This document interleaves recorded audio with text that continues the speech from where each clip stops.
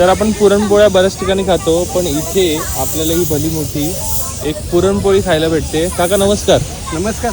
तर ही एवढी मोठी पुरणपोळी कसली बनते? हे पुरणपोळी नाही आहे, हे मांडे आहेत. हा प्रकार असा आहे, याचं तुम्हाला अगदी सर्वांगीण विकास म्हणजे जर सांगायचं असेल तर जगात एक देश आहे, त्याचं नाव आहे भारत. भारतात एक राष्ट्र आहे, त्याचं नाव आहे महाराष्ट्र. आणि महाराष्ट्रात एक देश आहे, त्याचं नाव आहे खानदेश. अरे वा. हां, आणि हा खानदेशी मेवा आहे. याला खानदेशी मेवा म्हणून जास्त प्रसिद्धी मिळालेली आहे बरं का. आणि याला आमच्याकडं 2 नावं आहेत. एक पुरणपोळी पण म्हटली जाते खापरावरची, आणि दुसरं खापरावरचे मांडे पण म्हटले जाते. जळगावचे मांडे म्हणून जास्त प्रसिद्ध आहेत हे.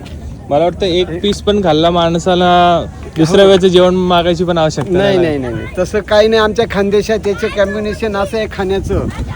कटाच्या आमटीबरोबर खाल्लं जातं, आणि आंब्याच्या दिवसात आंब्याच्या रसाबरोबर खाल्ली जाते. अच्छा, हां. दोन्ही पण कॉम्बिनेशन. हो.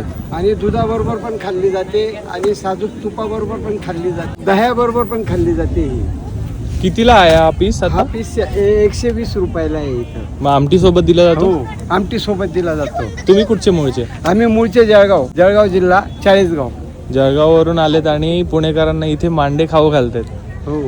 आणि तुमच्या बचत गटाचं आणि तुमचं नाव, नंबर सांग. समृद्धी महिला बचत गट अध्यक्ष आहे ललिता दिनकर तरवटे. त्या स्वतः इथं आता हे जे काय आहे पुरणपोळी मांड्याचा प्रकार ते स्वतः बनवत आहेत. मोबाईल नंबर घ्या 94 22 32 52 28. ही ऍक्च्युअल स्टाईल आहे ना बनवायची?